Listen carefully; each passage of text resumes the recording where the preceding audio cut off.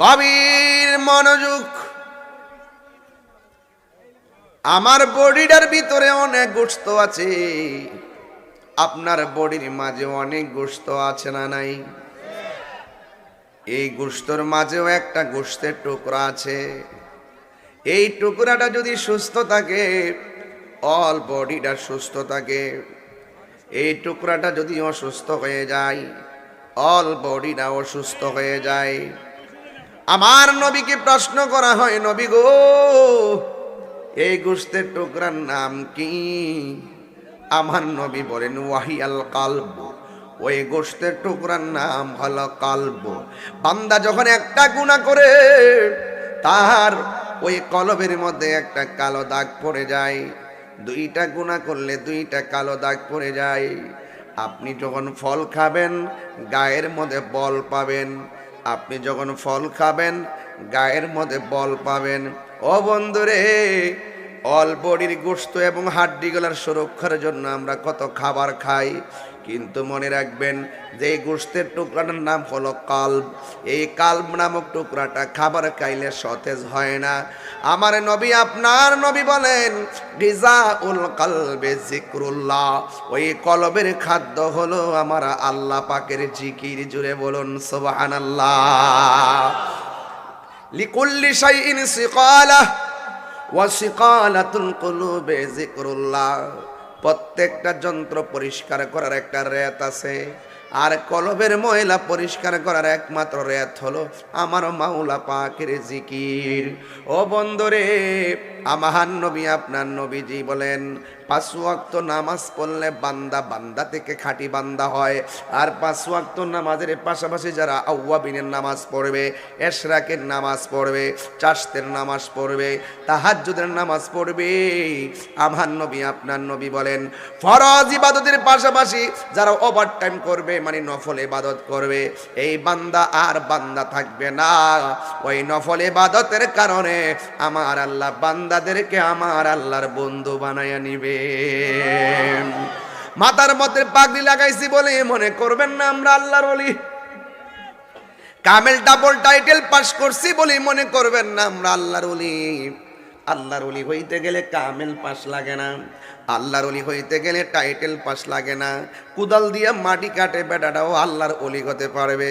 CNG চালাইতেছে বেটা, আল্লাহর ওলি হইতে পারবে। অটো চালাইতেছে, আল্লাহর ওলি হইতে পারবে। অবন্ধু রে, অবন্ধু, বস্তা বস্তা এলেমের কিতাব কুয়ার মধ্যে ফালাইয়া পাগলের পিছে সুপর্দ হয়ে গেছে। এই জন্য যুবক ভাইয়ের আমার, আল ইলমু ইলমানে, এলেম হলো 2 প্রকার। একটা এলমে জাহের, আর একটা এলমে বাতেন।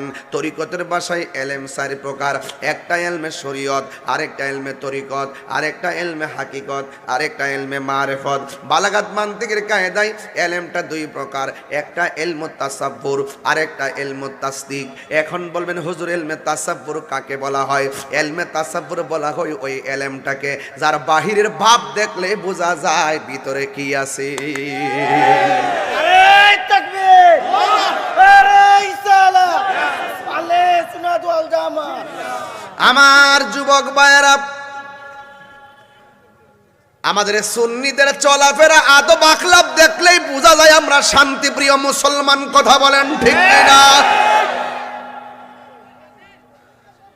এই জন্য ইলমুত তাসাব্বুর এমন একটা এলেম যার বাহিরে ভাব দেখলে বোঝা যায় ভিতরে কি আছে।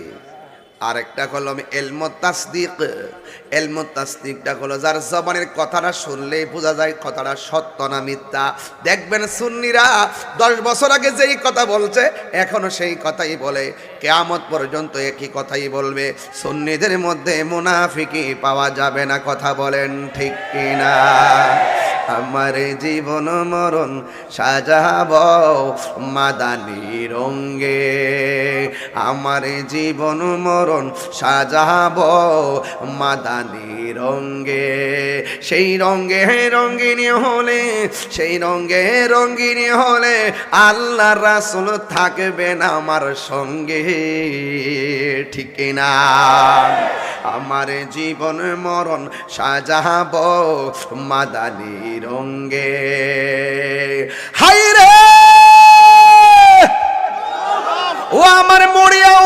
বাবা, সুন্নিদের চোখের মধ্যে দুনিয়ার তামসা ভাসে না, সুন্নিদের চোখের মধ্যে ভাসে মদিনাওয়ালার সবুজ গম্বুজের দৃশ্য। কথা কন ঠিক কিনা? এই জন্য বন্ধুরে ও বাবা,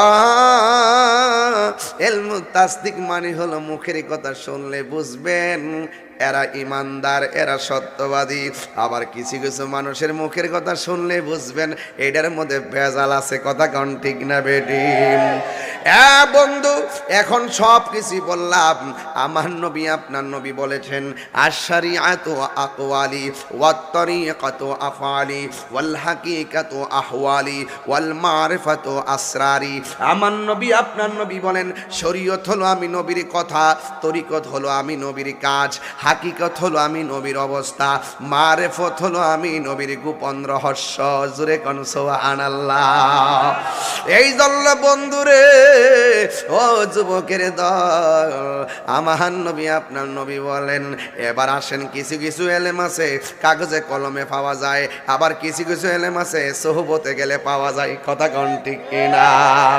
ও বন্ধু, আরে কাগজ থেকে দেখা আপনি এলেম শিখলেন, এই এলেমটা হারায়া যাওয়ার ভয় থাকে, কিন্তু এই এলেমটা আপনাকে অহংকারী বানাবার ভয় থাকে, এই এলেমটা আপনাকে রিয়াকারী বানাইবার ভয় থাকে। কারণ দেখছেন ইবলিস কিন্তু কইছিল আমি কি কম নাকি? আমারে বানাইছো আগুন দিয়া, আদমরে বানাইছো মাটি দিয়া, আমি উপরের বেড়া কিল লাগে নিচের বেড়ারে আমি সেজদা করতাম। আল্লাহ কয় ওই ওই আজাজিল শোন শোন, আমি তোরে হুকুম করেছি, আল্লাহর হুকুম মানা হলো ফরজ। কথা কন ঠিক কিনা? যুক্তি দেওয়ার কারণে আল্লাহ রাব্বুল আলামিন বলেন ওয়া কানা মিনাল কাফিরিন। তোর সারা জীবনের সব বন্দেগী বরবাদ হয়ে গেছে। এই জন্য 9.5 লক্ষ বছর ইবাদত কইরা এরপর লানতের শিকল গলায় লাগছে। ও যুবকের দল শুইনা যান, এই পৃথিবীর মধ্যে এমন কিছু এলেম আছে মাদ্রাসা যায় শিক্ষা লাগে না, কলেজে যায় শিক্ষা লাগে না। ও বন্ধুরে, জাগতিক শিক্ষাটা হলো ক্ষণস্থায়ী, আর পরলৌকিক শিক্ষা হলো আখিরাতের শিক্ষাটা হলো চিরস্থায়ী। এই জন্য আমার বন্ধু, আমার নবী আপনার নবী বলেছেন এমন কিছু এলেম আছে সোহবতে গেলে পাওয়া যায়, মদিমালের দোকানে গেলে মদিমাল পাওয়া যায়, আর আল্লাহর ওলির দরবারে গেলে আমার আল্লাহ পাওয়া যায়। কথা বলেন ঠিক কিনা? এই জন্য আমার যুবক ভাইয়েরা, এমন কিছু এলেম আছে মাদ্রাসায় যাওয়া লাগে না, কলেজে যাওয়া লাগে না, ওলি আল্লাহর দরবারে গোলামির দ্বারা হয়ে যায়। এই এলেমটার নাম হলো ইলমে লাদুনী। এটা স্বয়ং আমার আল্লাহ গোলামির কারণে, সোহবতের কারণে বান্দারে এলেমের মধ্যে ঢাইলা দেয়। যখন ওই এলেমটা বান্দার আল্লাহর পক্ষ থেকে খোদাই এলেমটা এইভাবে যখন বান্দার সিনার মধ্যে ঢেলে দেয়, তখন তার চোখের মধ্যে একটা নূর পয়দা হয়। রাত্র 1টার পরে ওয়াজ করলে বুঝতেন যে আমি কি ওয়াজ করতেছি, এটা দিনের বেলার ওয়াজ না। আমি বুঝাইয়া দিয়া যাইতেছি বাজান, প্রেমিকের জন্য দিন আর রাত নাই। একটা হলো ববের দেশ, আরেকটা হলো বাবের দেশ। সুন্নিরা ববের দেশের পাগল না, সুন্নিরা বাবের দেশের পাগল। কথা বলেন ঠিক কিনা বলেন? এই জন্য সুন্নিরা দেখবেন এত টাকা পয়সা হামতাম করে না, কাটাকাটি মারামারি ঠেলাঠেলি করে না। সুন্নিরা সুন্নিদের গতিতে চলে, এদের একটাই ঠিকানা, সেটা হলো সোনার মদিনা। মদিনা মদিনা আশিক মুমিনের ঠিকানা, বলুন মদিনা আশিক মুমিনের ঠিকানা। দিদার চেয়ে কাঁদো তোমরা, দিদার তোমরা হো না নবীর দিবানা। মদিনা মদিনা আশিক মুমিনের ঠিকানা, বলুন মদিনা মদিনা আশিক মুমিনের ঠিকানা। নবীর প্রিয় সাহাবী হযরত আবু বকর সিদ্দিকী, নবীর প্রিয় সাহাবী বকর সিদ্দিকী, ভালোবেসে শুইল পাশে, ভালো যাইয়া দেখো মদিনা মদিনা মদিনা আশিক মুমিনের ঠিকানা বলুন মদিনা মদিনা আশিক মুমিনের ঠিকানা বলো দিদার চেয়ে কাঁদো তোমরা দিদার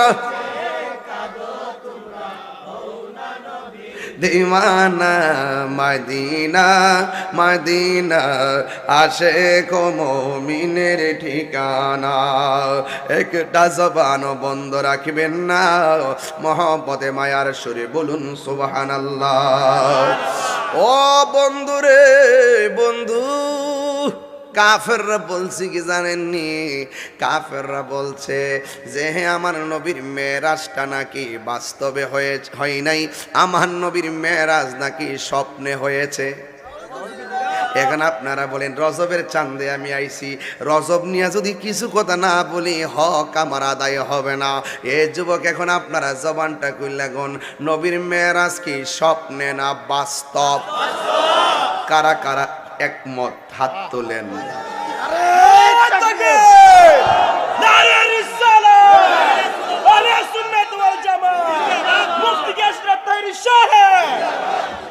আল্লাহু আকবার জোরে বলেন নবীর মেরাজ কি স্বপ্নে না বাস্তব নবী মেরাজে কি আল্লাহকে দেখছেনি স্বপ্নে না চর্মচক্ষু মুবারকে এতে কোনো সন্দেহ আছে বাস এটাই হলো আকীদা এটাই কি আমি যে আসছি আমার দেখছেন না আপনারা এখন চলে যাওয়ার পরে যে কেউ যদি বলে যে তাহির হুজুর আসে নাই সত্য বললো না মিথ্যা বললো তো এই জন্য এইরকম মিথ্যা যারা বলে আল কিযবু উম্মুজ যুনুব মিথ্যা হলো সকল পাপের মূল আসিদকু ইউনজি ওয়াল কিযবু ইহলিক সত্য মুক্তি দেয় মিথ্যা ধ্বংস করে মনে রাখবেন সত্যের নৌকা 7 বার ডুবাই দিল 7 বার বাইশা উঠে অসত্যের নৌকা একবার ডুবলে আর ভাসে না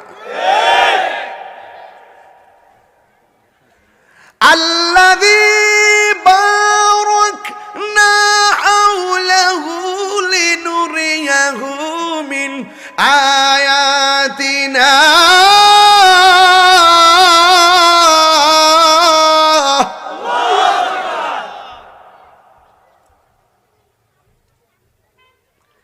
إنه هو السميع البصير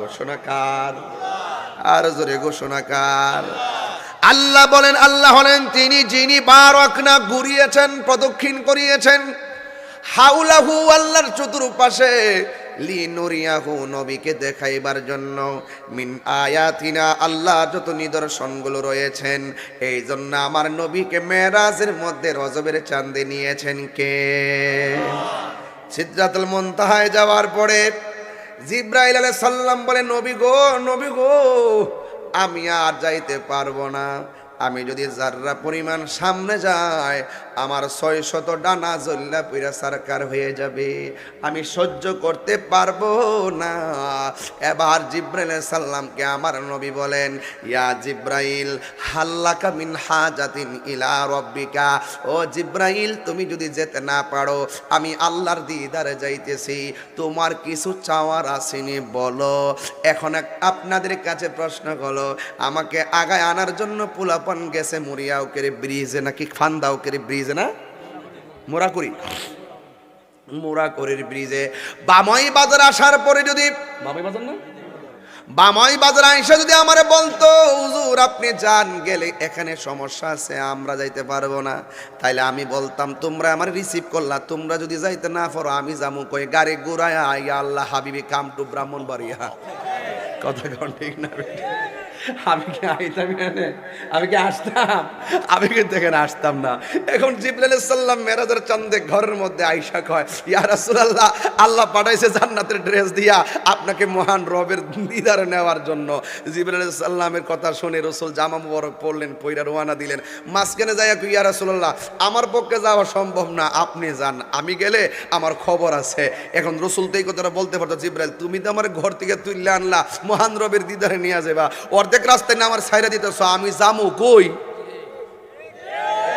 কিন্তু রাসূল বলতেন ঠিক আছে জিব্রাইল, ইয়া জিব্রাইলু হাল্লাকা মিন হাজাতিন ইলা রাব্বিকা, তুমি যদি যেতে না পারো তো আমি যাইতেছি, তো তুমি বলো তোমার জন্য মহান রবের কাছ থেকে কিছু আনতে হবে কি না। এর দ্বারা রাসূল বুঝাইয়ে দিলেন জিব্রাইল, যেখানে তুমি শেষ সেখানে আমি নবী শুরু। আল্লাহু আকবার। আমি মাঝখান থেকে ধরছি, ঠিক আছে কথাটা, মাঝখান থেকে ধরছি, এখান থেকে মেরাজের মূল ঘটনা। আর আমার দেশের অনেক মানুষ আছে সিদরাতুল মুনতাহা যাওয়ার পরে আবার ফিরা দুনিয়াতে আয় ফিরে আয়া কয় নবীজি নামাজ টামাজ নিয়ে আইছে, নামাজ টামাজ পড়েন, কিরে কয় জানেননি, এর উপরে গেলেই নবীজের নূরের তৈরি এটা মাইন না ওয়াশটা করতে হইব। এটি হলো হাকিকত। মেরাজ মানে হলো প্রেমের খেলা, মেরাজ মানে হলো আই লাভ ইউর কারবার, মেরাজ মানে হলো গোপন ঘর, মেরাজ মানে হলো একটা প্রেমের ঠিকানা। কথা কোন ঠিক কিনা? আপনার মধ্যে কষ্ট হইতেছে? আমার লাইনটা ঠিক আছে রে বাজান? কারণ মেরাজের চান্দে আইসা যদি মেরাজের কিছু কথা না বলি হক আদায় হবে না। কথা কোন ঠিক কিনা? এখন নবী যদি আমার কইতো তাহিরি আমি তো আল্লাহর দরবারে যাইতেছি, তোমার কিছু লাগবো নি, আমি কইলাম বলি যে ইয়া রাসূলুল্লাহ আমি কিচ্ছু চাই না, শুধু ওই জান্নাতটা চাই যে জান্নাতে আপনি থাকবেন। যদি আপনি আমি যে জান্নাতে থাকবো এখানে যদি আপনি না থাকেন ওই জান্নাত আমার দরকার নাই, আপনি যেখানে থাকবেন এখানে আমি থাকবো, যদি আপনি জান্নাতে না থাকেন আমি জান্নাতে যাব না।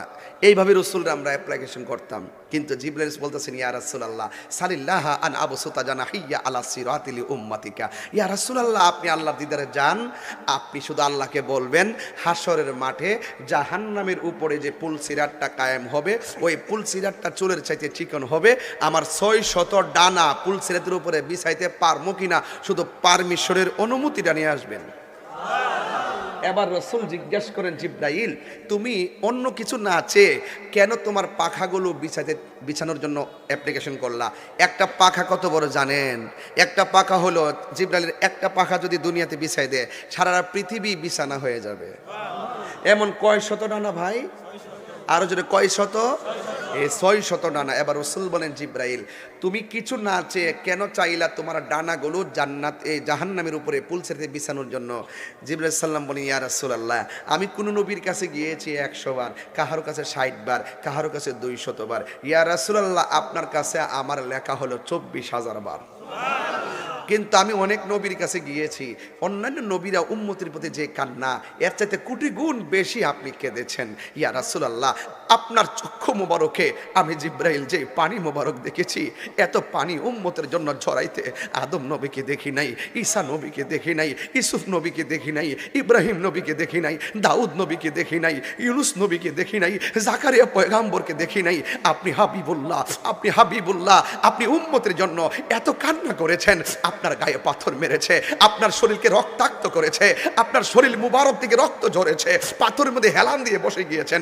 আমি জিব্রাইল আপনাকে বলেছি ইয়া রাসূলুল্লাহ একটা বার অনুমতি দেন এই উত্তর এই তায়েফের জমিনের বড় বড় পাথরগুলো দিয়ে কাফিরগুলোকে মাটির সঙ্গে মিশিয়ে দেই। আপনি বলছেন জিব্রাইল না আমি তো রাহমাতুল লিল আলামিন, আমি তো বদদুয়া দিতে পারি না, আমি তো ধ্বংস কামনা করতে পারি না, এই পৃথিবীটা তো সাজাইছেন আল্লাহ আমাকে উসিলা করে। হ্যাঁ জিব্রাইল তুমি আমাকে যে প্রস্তাব করেছো এই প্রস্তাবে আমি এগ্রি নই। ইয়া রাসূলুল্লাহ পাথরের আঘাতে রক্তে লাল হয়ে গেছে, এরপরও আপনি উম্মতের জন্য কেঁদেছেন, আপনি সিজদায় গিয়েছেন, কাফেররা আপনার পিঠ মুবারকের মধ্যে উটের নারী বুড়ি চাপিয়ে দিয়েছে, উহুদের জমিনে দন্ত মুবারক আপনাকে ভেঙেছে। ইয়া রাসূলুল্লাহ এরপরও আপনার দন্ত মুবারক দিয়ে রক্ত মুবারক ঝরতেছে, সেখানেও আপনি উম্মতের জন্যই কেঁদেছেন।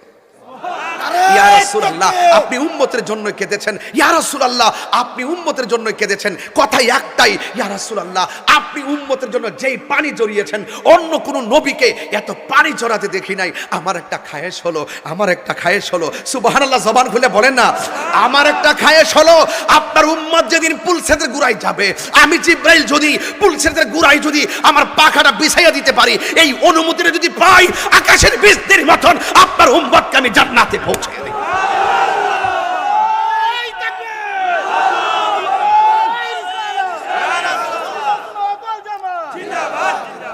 ইয়া রাসূলুল্লাহ, এটাই আমার একমাত্র চাওয়া। হঠাৎ করে রফরফ আসলেন। রফরফ মানে হলো গালিচা, রফরফ মানে হলো বিছানা। এটা বুরাকের চাইতে আরো হাজার গুণ গতি।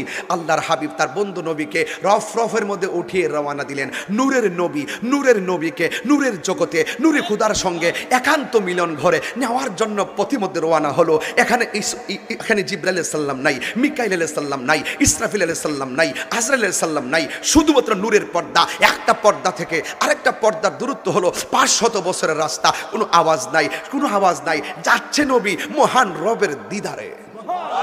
কি যে একটা প্রেমের খেলা, অভূতপূর্ব প্রেমের খেলা। যাচ্ছেই যাচ্ছে, একটা পর্দা থেকে আরেকটা পর্দার দূরত্ব হলো 500 বছরের রাস্তা। ফাঁকে একটু হারিয়ে গেলাম, এরপর স্মরণ করিয়ে দিয়ে যেতে চাই। রাসূল বলেন, আমি বেহেশতে গেলাম, গিয়ে দেখলাম বেহেশতের ভিতরে একজনের পায়ের আওয়াজ শোনা যায়। জিজ্ঞেস করলাম, ইয়া রাসূলুল্লাহ, এই লোকটা কে? আমার রাসূল বললেন, এই লোকটা হলো হযরতে বেলাল। আরো বড় করে বলুন না সুবহানাল্লাহ। নূরের নবী 600 ডানা আর নূরের নবী 70,000 নূরের পর্দা যখন ভেদ করে যাচ্ছেন, যেতে যেতে যেতে যেতে 69,999টা পর্দা অতিক্রম করলেন। ওই জায়গায় যাওয়ার পরে এই পর্দাটা আর ওপেন হয় না, এই পর্দাটা সামনে লাগানো। পর্দার ওই পার থেকে একটা আওয়াজ আসে, কিফ ইয়া মুহাম্মদ ইন্না রাব্বাকা ইউসাল্লি। থামুন হে নবী, আপনার রব পর্দার এই পারে আপনার শান মান বয়ান করতেছে। আর শরীয়তের অর্থ যদি তুলি, আপনি দাঁড়ান, আপনার রব পর্দার ওই পারে নামাজ পড়তেছে। কিন্তু আল্লাহর ক্ষেত্রে যখন সলাত, আল্লাহর ক্ষেত্রে যখন ইউসাল্লি শব্দ ব্যবহৃত হবে, এটার অর্থ হলো নবীর শান মান বয়ান করা। ইয়া আইয়ুহাল্লাযিনা আমানু সাল্লু আলাইহি ওয়া সাল্লিমু তাসলিমা। ও ঈমানদারগণ, আল্লাহ দুরূদ পড়েছে নবীর উপরে, তোমরা দুরূদ পড়ো। আমাদের দুরূদ হলো আল্লাহুম্মা সাল্লি আলা মুহাম্মদ, আর আল্লাহ পাকের দুরূদ হলো ওয়া রাফা'না লাকা যিকরাক। আর বড় করে বলেন না সুবহানাল্লাহ, বলেন না। ও বন্ধু, আপনার সম্মান আমি বাড়িয়ে দিয়েছি। কতটুকু বাড়িয়ে দিয়েছেন? আলহামদুলিল্লাহি রাব্বিল আলামিন। আমি হলাম সকল জাহানের রব, আর ওয়ামা আরসালনাকা ইল্লা রাহমাতাল লিল আলামিন। আমার নবী হলো তত জায়গার রহমত। জোরে কন্যা সুবহানাল্লাহ। গভীর মনোযোগ, সময়টা অল্প, এই জন্য আধা ঘন্টার ওয়াজ আমি কথা বললা কাটাইয়া দিয়ে গেলাম। সময়ের ফাঁকি দেই নাই বোঝার জন্যে। এই জন্য যুবক ভাইরা, আমার নবী 69,999টা পর্দা অতিক্রম করলেন। আমার নবী ওই জায়গার মধ্যে শুনতেছেন, একজন লোকে বলতেছেন, কিফিয়া মুহাম্মদ ইন্না রাব্বাকা ইউসাল্লি। আমার নবী বলেন, আমি 70,000 পর্দার গোড়ায় যাওয়ার পর একটা আওয়াজও আমার কানে আসে না। নীরবে নীরবে আমি যাইতেছি ভ্রমণ কইরা। হঠাৎ কইরা 70,000 নূরের পর্দার গোড়ার মধ্যে গিয়ে দেখলাম আমার প্রিয় সাহাবী, সুখের সাথী দুঃখের সাথী, প্রিয় বন্ধু হযরতে আবু বকরের কণ্ঠ শোনা যায়। জোরে জোরে কি আল্লাহু আকবার বলা যাবে না? এখন প্রশ্ন হলো, তাহিরি হুজুর, যেই জায়গার মধ্যে জিব্রাইল যেতে পারে না, যেই জায়গার মধ্যে ইব্রাহিম হযরতে মিকাইল যেতে পারে না, কোনো নবী নাই, কোনো গাউস নাই, কোনো কুতুব নাই, কোনো ধরনের ফেরেশতা নাই, ওই জায়গার ভিতরে হযরতে আবু বকর সিদ্দিক রাদিয়াল্লাহু তাআলা আনহু কেমনে গেল? ও বন্ধু বন্ধু রে, সেখানে আবু বকর সিদ্দিক যায় নাই। ওখানে আমার আল্লাহ নবীকে রিসিপশনের জন্য সৃষ্টির শুরু থেকে একজন ফেরেশতা বসায় রাখছে। একদিন আমার নবী এই রুট ম্যাপ দিয়া আমার দিদারে আসবে। তুই আমার বন্ধু নবীরে নীরব জায়গায় রিসিভ করবে। জোরে কোন সুবহানাল্লাহ। আল্লাহ রাব্বুল আলামিন ওই ফেরেশতার কণ্ঠটাকে আমার আল্লাহ আবু বকরের কণ্ঠ দিয়া নকল করাইছে। এর দ্বারা প্রমাণ হয়ে গেল আমার আল্লাহ রাব্বুল আলামিন আবু বকরকেও ভালোবাসে কি বাসে না? বন্ধুরে আমার নবী 69,000 পর্দা অতিক্রম করলেন। করে যেই মাত্র সামনে গেলেন, ওখানে আর ফেরেশতা যেতে পারে না, ওখানে কেউ না। আমার আল্লাহ রাব্বুল আলামিন কুরআনে বলে দিয়েছেন, সুম্মা দানা ফাতাদাল্লা ফাকানা কাবা কাউসাইনি আও আদনা। আমার নবীকে নিতে নিতে নিতে নিতে এমন কাছে নিয়েছেন। আমার আল্লাহর হাবিব বলেন, আমাকে আমার আল্লাহ এত সুন্দর জায়গা দেখাইছেন। আমার আল্লাহ ডাক দিয়া বলে, হ্যাঁ নবী গো, এমন একটা সুন্দর জায়গা আপনারে এনেছি। এই জায়গায় পৃথিবীর কোনো নবী রাসূল জীবনও কদম দেয় নাই, পৃথিবীর কোনো নবী রাসূল জীবনও জায়গাটা চোখ দিয়া দেখে নাই। এই জায়গাটা একমাত্র আপনার মেরাজের জন্য বানায় রাখছি। আমি তাহিরি মাহফিলে আসবো, মাঠের মাঝখানে প্যান্ডেল সাজায় রাখছেন। আল্লাহ নবীর মেরাজে নিয়া এমন হাজার হাজার রিসিপশন আমার আল্লাহ বানায় রাখছেন। সবাই একটাই কথা বলছে, আহলান সাহলান মারহাবা মারহাবা ইয়া রাসূলুল্লাহ। নূর নবী যাই দিদারে নিলেন খোদা তাআলা, মারহাবা মারহাবা বলো মারহাবা মারহাবা, মারহাবা মারহাবা বলো মারহাবা মারহাবা।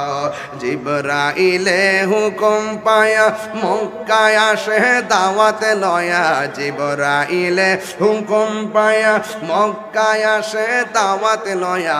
উম্মে হানির ঘরে পাইলেন নবী কামলেওয়ালা, ইয়া রাসূলুল্লাহ ইবাল্লাহ। নবীকে বিশ্রামে পায়া জিবরাইল থাকে দাঁড়ায়া, নবীকে বিশ্রামে পায়া জিবরাইল থাকে দাঁড়ায়া।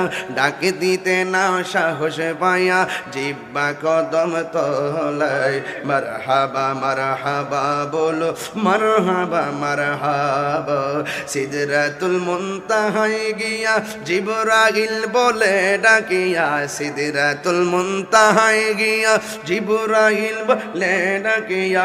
আরে সামনে যেতে পারবো না গো, ও গো নূর আল্লাহ। মারহাবা মারহাবা বলো মারহাবা মারহাবা। এই গজল বইটা পারলে নিয়ে যাবেন, মার হাতে নিয়ে দিবেন ইনশাল্লাহ, অনেক খুশি হবে। অনেকগুলা গজল আছে ইনশাল্লাহ। এই ছেলে, এই তুমি কোথায় যাচ্ছ? এই ছেলে শোনো, এদিকে তাকাও। কি চুলমুল রাখছো, কি আশ্চর্য। না থাকতে থাক, কষ্ট হচ্ছে আপনাদের, বুঝতে অসুবিধা হইতেছে। দেখেন না ওয়াজটা কোন জায়গা দিয়ে ঢুকাই। যারা বলে নবী আল্লাহরে দেখছে না, তাদের জবাব দেওয়া যায়। রাসূল বলেন, আরে আসতে ঠিক পরে গো, তোমরা আমি চিনি, আমার মুখদা বাড়ি করতা করে পরে আমি 5 টাকা খাইতাম। এই ছেলেরা, এই ছেলে বসো, তুমি বসো বসো বসো। একবার ধাক্কা ধাক্কা করে চলে এসো, কি আশ্চর্য। সবাই বসলে কিন্তু বাতাসটা আসতো, আমি কিন্তু ঘেমে গেছি। সবাই আসলে কিন্তু বাতাসটা লাগতো। সবাই বসেন, সবাই বলেন আল্লাহু আকবার। আরেকটু সামনে যাব, আরেকটু সামনে যাব।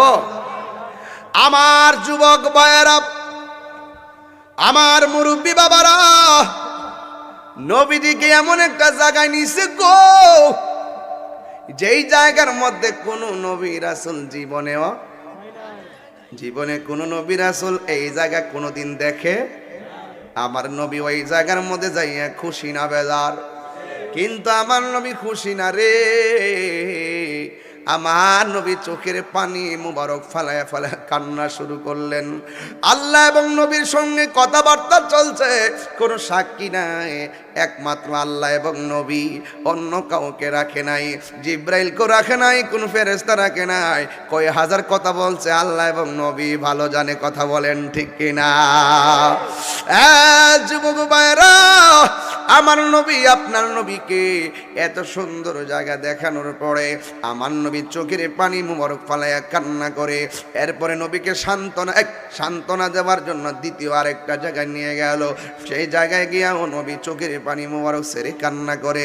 তৃতীয় আরেকটা জায়গায় নিয়ে গেল, এই জায়গায় নিয়ে ও নবীজি কান্না করে। বন্ধু, আল্লাহ ডাক দিয়া বলে, বন্ধু বন্ধু বন্ধু, নিজে জামা পাঠাইয়া দুলার মতো সাজাইয়া একান্ত মনের ঘরে চাইয়া এত কথা কইয়া এত জায়গা দেখাইয়া গো, আপনার চোখের মধ্যে কেন পানি দেখা যায়? আমার নবী বলে, আল্লাহ এত সুন্দর জায়গা তুমি আমার দেখাইছ, আমার উম্মত তো এত সুন্দর জায়গা দেখে নাই। 1 2 3 4 5 6 7 8 এমন ভাবে নবীরে 17টা জায়গায় নিয়ে আমার নবী ঘুরাইলেন। 17টা জায়গায় যাইয়াই নবী উম্মতের জন্য কাঁদছেন। এবার আল্লাহ ডাক দিয়ে কে, বন্ধু আর কান্দাইতাম না, সুসংবাদ দিয়া দেই। ও বন্ধু বন্ধু রে, আপনি 17টা জায়গায় ঘুরেছেন, এই 17 জায়গায় পৃথিবীর লগ্নে কেউ ঘুরে নাই, কিয়ামত তক নয় জিন্দিগিতে ঘুরবে না। তবে আমি আপনার কথা দিয়া যাই, যা আপনার উম্মতরে যায়া বলবেন আমি আল্লাহ 5 ওয়াক্ত নামাজ দিলাম, এই নামাজটা যদি নিয়মিত তারা আদায় করে 5 ওয়াক্ত নামাজের ভিতরে ফজরের নামাজ ফরজ হলো 2 রাকাত, যোহরের নামাজের ফরজ হলো 4 রাকাত, 2 আর 4 হলো 10, আসরের নামাজের ফরজ হলো 4 রাকাত, 2 আর 4 হলো 6, আসরের নামাজের ফরজ হলো 4 রাকাত, 6 আর 4 হলো 10, মাগরিবের নামাজের ফরজ হলো 3 রাকাত, 10 আর 3 হলো 13, ইশার নামাজের ফরজ হলো 4 রাকাত, 13 আর 4 হলো 17, নবীরে ঘুরাইছে ও 17, ফরজও বাইন্দা দিল 17। আল্লাহ বলে বন্ধুরে আপনার উম্মতরে যাইয়া বলবেন এরা যদি 5 ওয়াক্ত নামাজ আদায় করে এই ফরজের মালা যদি গলার মধ্যে লাগাইয়া লাগায়, আমি আল্লাহ কথা দিলাম এই 17টা জায়গায় আপনার উম্মতকে স্মরণ করছেন, আমি আল্লাহ রাব্বুল আলামিন আপনার উম্মতকে এই 17টা জায়গায় ঘুরাইয়া ঘুরাইয়া হাতের মধ্যে জান্নাতের টিকিট দিয়া দিব। আর জোরে জোরে বলেন আল্লাহু আকবার। এই নামাজ আমরা চাই কি চাই না? আমার নবী যে আপনার নবী আল্লাহর কাছে এমন নিকটে গিয়েছেন, আমার আল্লাহ রাব্বুল আলামিনের কুদরতি হাত মুবারকটা আমার নবীর কাঁধ মুবারকের মধ্যে রাখলেন। সূরা কি সুবহানাল্লাহ বলবেন না? আমার আল্লাহকে বন্ধু আরো কাছে আসেন। দানা ফাতাদাল্লা ফাকানা কাবা কাউসাইনি আও আদনা, আসেন গেলেন আরো কাছে গেলেন আরো কাছে গেলেন, এমন কাছাকাছি গেলেন ও দোস্ত বইলা আমার আল্লাহর নবীর কাঁধ মুবারকের মধ্যে হাত মুবারকটা রাখলেন। আল্লাহর চোখে কুদরতি চক্ষু মুবারকের বরাবর আমার নবীর চক্ষু মুবারক, আমার আল্লাহ নবীর দেখেছেন, নবী আমার আল্লাহকে দেখেছেন। আমার নবী বলে আমি এত কাছাকাছি গেলাম, আল্লাহর হাত মুবারকটা আমার পিঠের মধ্যে রাখছে, আমি একটু ঠান্ডা ঠান্ডা অনুভব করেছি। আর জোরে জোরে কন্যা আল্লাহু আকবার। এরপরে আমার নবী যারা বলে নবীকে আল্লাহ দেখে নাই, দাঁত ভাঙ্গা জবাব দিয়ে যাই, রাআইতু রাব্বি আযজা ওয়া জাল্লা ফি আহসানি সূরাতি, আমার রাসূল বলেন আমি আল্লাহকে আমার চর্ম চোখে অত্যন্ত সুন্দর নমুনায় দেখেছি। নারে তাকবীর, নারে রিসালাত, আহলে সুন্নাত ওয়াল জামাত, নবী ওয়ালির দুশমনেরা, মুফতি কাশফ তাহরীর শাহেদ আমার কয় হুজুর নামাজের ওয়াজ করেন, নামাজ পয়লা কার উসিলায় তারে না ছিললে নামাজ পড়লে লাভ হবে না।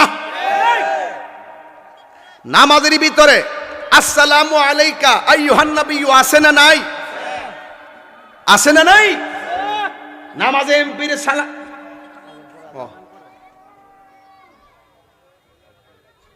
কষ্ট হচ্ছে আপনাদের, একটু আজানের জবাবটা মনে মনে দেন।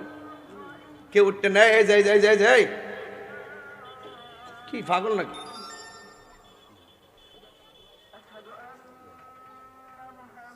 সাল্লাল্লাহু আলাইহি ওয়াসাল্লাম।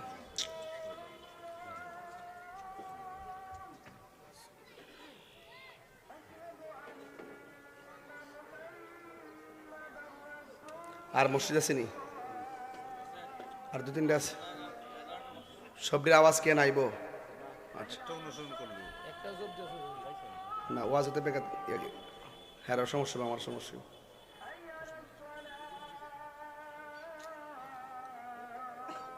মোটামুটি ওয়াজ কাছাই লাইছি। লা হাওলা ওয়ালা কুওয়াতা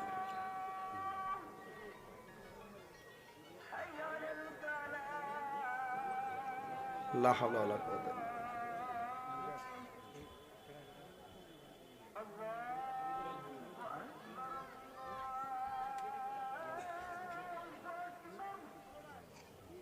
আল্লাহু আকবার।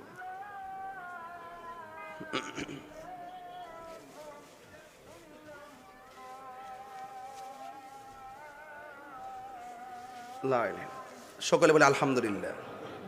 কষ্ট হচ্ছে আপনাদের? নবী মেরাজ থেকে কয় ওয়াক্ত নামাজ আনছে, এই নামাজ আমরা চাই কি চাই না? আরো বড় করে বলুন। নবী মেরাজে গিয়েছেন, জামা মুবারকটা কি সুপার মার্কেট থেকে কিনা ছিল? জামা মুবারকটা কে পাঠাইছে?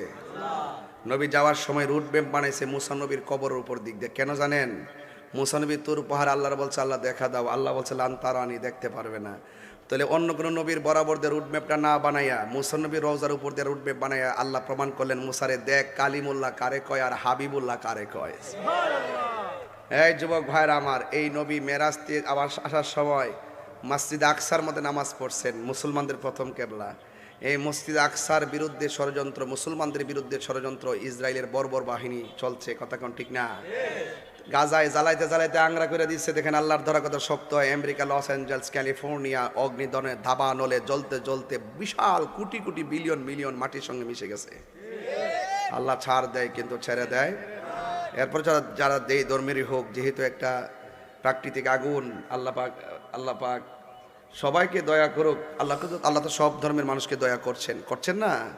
করছেন। এরপর আমি বলবো জুলুম করা যাবে না, জুলুম করা যাবে। খবরদার, বাড়ির পাশে গরিব হলো তাকে জুলুম করবেন না। বাড়ির পাশে গরিব মানুষ হোক, তার নাকের ডগায় কুরবানির গোশতর গ্রান যাওয়ার আগে, রান্নার গ্রান যাওয়ার আগে তার ঘরে খাবার পৌঁছাই দিতে হবে, ঠিক না বেঠিক?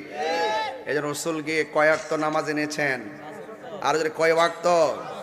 রাসূল বলেন, আমি যখন মেরাজে গেলাম, আমি দেখেছি মেরাজে যাওয়ার সময় আল্লাহ আমাকে অনেক আযাব দেখাইছে। যেহেতু মহিলারা আসছে মাহফিলে, কিছু কথা মহিলারা কইয়া যায়, দরকার আসেনি? মার্কেটে যাইতাম পারি না, দরকার আসেনি? রাসূল বলেন, আমাকে আল্লাহ মেরাজে নেওয়ার পরে আমি দেখছি সবচাইতে বেশি মহিলারা জাহান্নামে। আল্লাহর হাবিবকে প্রশ্ন করতেছে, ইয়া রাসূলুল্লাহ, কোন কারণে মহিলারা জাহান্নামে বেশি? রাসূল বলছেন, দুইটা কারণে মহিলারা জাহান্নামে বেশি। এক নম্বর, মহিলারা কিচ্ছু হইলে অভিশাপ দেয়। তোর জিভুতে মাথা খায়া কো, তোর জিভুতে কলজারা খায়া কো, তোর উপরে গজব পড়বো, তোর উপরে মানে জামাই নাই, জিভুত নাই, বহুত দোয়া দিতে থাকবা, লানত দেওয়াই থাকে। এই হলো মহিলার একটা অভ্যাস। আর দুই নম্বর অভ্যাস হইল তারা আছে না, দুই নম্বরটা নাকি, তারা অকৃতজ্ঞ, মানে না শুকুর আর কি।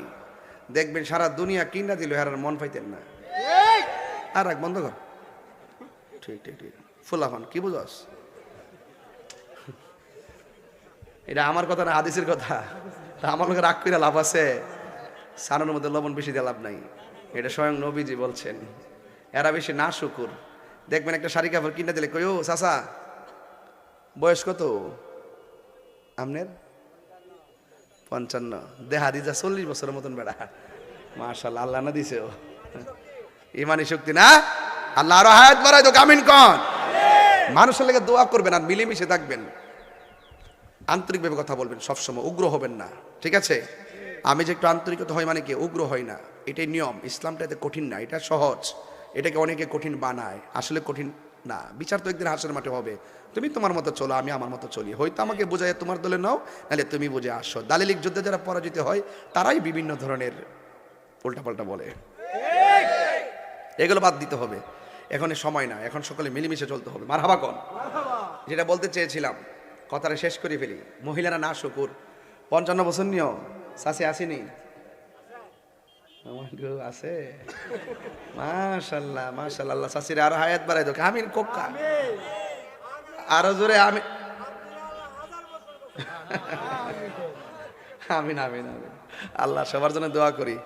এবার আসেন, কেউ শাসির যে শাড়ি কিনে দিছেন, এই শাড়ি কাপড়টা ফিনার পরে মাঠটা গেছে, মারের পরে দইছে, দোয়ার পরে এইটার আর নরম হয়েছে, নরম হওয়ার পরও আবার ফরছে, ফরতে ছিঁড়ছে, এরপরে আবার তালি দিছে, দিয়ে আবার সেলাই করছে, কইরা আবার এটা ফিনছে, আঞ্চলটা ছিঁড়লে এটা আবার গুড়াইয়া পড়ছে, পইরা লাস্ট এটারে লুসুন বানাইছে, লুসুন বানানোর পরে সাই বানাইছে, এরপরে এটা কাজে লাগাইছে।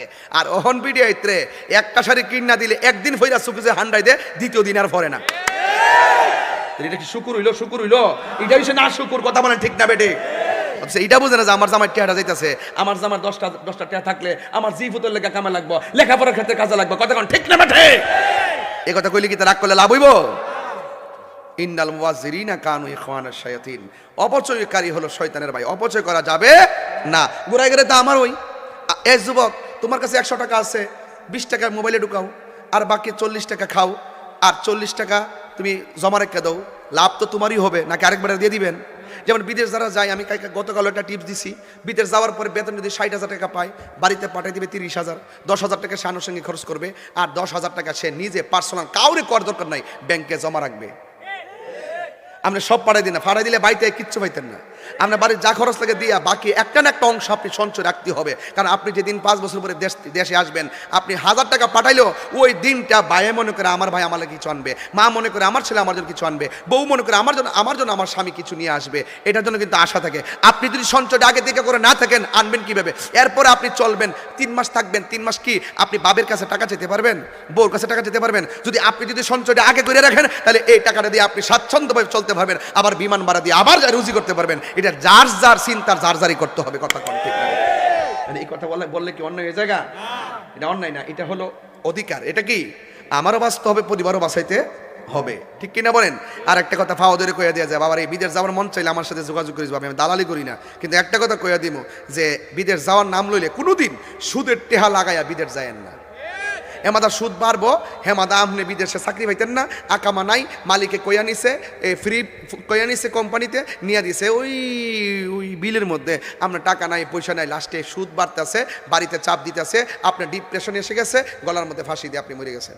এটার নাম জিন্দিগি না। দরকারে 3 ভাই থাকলে অটো চালাইবেন, সিএনজি চালাবেন, চালায়া একটা অংশ জমা করবেন, করতে করতে করতে করতে 2 বছর অপেক্ষা করবেন, কইরা ওই বংশের আর সংসারের টাকাটা দিয়ে এক বাইরে বিদেশ পাঠাবেন, দেখবেন এটার মধ্যে বরকত হবে। কারণ ঘাম কখনো প্রতারণা করে বাস, এটা মাথায় রাখবেন। রসুল 5 ওয়াক্ত, রসুল বলছেন আমি যখন মেরাজে গেছি, যাওয়ার সময় দেখছি সবচাইতে বেশি আযাব হলো, হ্যাঁ আরেকটা কথা রেখে গেছি, এবং সাহাবীরা বললেন ইয়া রাসূলুল্লাহ, মহিলারা যে দেখলেন বেশি জাহান্নামী, এখন মহিলারা বাঁচার উপায় কি? রাসূল বললেন মহিলারা যেন বেশি বেশি দান সদকা করে। কি করে? দেখবেন মহিলারা বেশি দান দক্ষিণা করে না। ভিক্ষা বিড়িটা ঘরের মধ্যে আইলে কই গো ওহন মাফ করো, কালকায় শোয়ার থেকে ওইটা ভিক্ষাটা দেন, আর 1 মুঠি চাউল দিব, এরে ফিরে দিছে। আল্লাহ কয় এই বান্দা বান্দি, এরা যদি সম্মান করতি আমি আল্লাহরে পাইতি। কথা কন ঠিক না বেটে? রাসূল বলছেন এতিমের মাথায় হাত বুলাইয়া দিলে যতটা হাতের নিচে যতটা পশম থাকবে, চুল থাকবে, সেই পরিমাণ নেকি আল্লাহ পাক দান করে দিবে। রাসূল বলছেন আমি মেরাজে যাওয়ার সময় সবচাইতে বেশি দেখছি কবরের আযাব। আর বেনামাজির জন্য কবরে 3টা শাস্তি অবধারিত। ডান পাশের মাটি, বাম পাশের মাটি 2 পাশে যাইয়া এমন জোরে চাপা দিবে, হাড্ডিগুলো একটার ভিতরে আরেকটা ঢুকায় দিব, এমন জোরে চিৎকার দিবেন আপনার কান্না শোনার কোনো বান্ধব হবে। আমার মরণের কতদিন বাকি আমি জানিলাম না গো আল্লাহ, মরণের কতদিন বাকি, আমার মরণের আমি জানিলাম না গো আল্লাহ, মরণের কতদিন বাকি। আর আজরাইল শিয়া যখন হস্তে দিবা দড়ি, আজরাইল শিয়া যখন হস্তে দিবা দড়ি, তখন আমার মনা ভাই করবা লুকালুকি আমি জানিলাম না গো আল্লাহ, মরণের কত দিন বাকি। আর 40 দিনের আগে ভাইরে মৌতের নিশানি, 40 দিনের আগে ভাইরে মৌতের নিশানি, জমদূতে বা ইন্দানি চোখে দিয়া আন্দি আমি জানিলাম না গো আল্লাহ। ফোন দেন না, না এগুলো আমার আজকে দেখলাম যে আমার প্রায় 21টা পাঞ্জাবি সাদা এই ফুলের কারণে শেষ, সবগুলা একদম ফালাই দিলাম। এই যে আজকে কেবলমাত্র নতুন পাঞ্জাবি বললাম যে আজকে বলছিলাম নিয়ত করে আসছে যে এই গাঁদা ফুলটা ধরে না দিয়ে, ফুলটার মানে রংটা লাগলে এটা উঠে না, দইলেও উঠে না, এটা দিয়েন না প্লিজ, এটা সুন্দর ওকে কিন্তু দিয়েন না, ফুলের মালা দিয়েছেন এটাই যথেষ্ট। আমার মরণের কতদিন বাকি আমি জানিলাম না গো আল্লাহ, মরণের কতদিন বাকি। আর 40 দিনের আগে ভাইরে মৌতের নিশানি, 40 দিনের আগে ভাইরে মৌতের নিশানি, জমদূতে বা ইন্দানি চোখে দিয়ে আয়ান দিয়ে আমি জানিলাম না গো আল্লাহ মরণের কত দিন বাকি আর হায়াত হইল হাতে ভাইরে মত হইল পায়ে যেই জায়গা যার মরণ লেখা সেই জায়গা সে মরে আমি জানিলাম না গো আল্লাহ মরণের কত দিন বাকি আর মরণের কত দিন বাকি আল্লাহু আকবার। এই মেরাজের চাঁদে আমাদের জন্য রাসূল 5 ওয়াক্ত নামাজ নিয়ে এসেছেন। আজকে ওয়াদা করেন আর কখনো নামাজ ছাড়বো। দুইটা কথা বলবো, একটা ইয়েস আর একটা নট। জীবনে কোনোদিন নেশা করবেন, বাবা খাবেন, ইয়াবা, ফ্যান্সি, গাঞ্জা, সুদ, ঘুষ, চুরি, জিনা। এবার আরেকটা কাজ করবেন, মা বাবার খেদমত। মা বাবার মনে কখনো কষ্ট দেওয়া যাবে, নামাজ ছাড়া যাবে, মানুষকে ঠকানো যাবে, মানুষের হক মেরে খাওয়া যাবে। খবরদার, আবারও বলি নেশা করা যাবে। যা আল্লাহ আমাদের সকলকে বুঝার তৌফিক দান করুক, আমিন।